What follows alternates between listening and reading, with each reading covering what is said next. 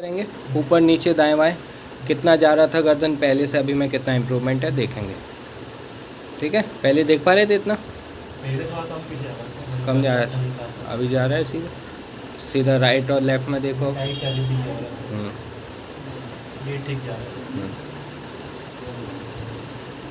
अब ये वाला ऐसा, ठीक है, इसका भी रेंज बढ़ गया। ये थोड़ा वैसा ही। हाँ, ये वाला सही है, वो वाला कम है। ठीक है, अब आगे झुकेंगे, पूरे पंजे टच करो। पहले अपन ने करके देखा था कितना जा रहा था, पहले घुटने के नीचे तक जा रहा था बस।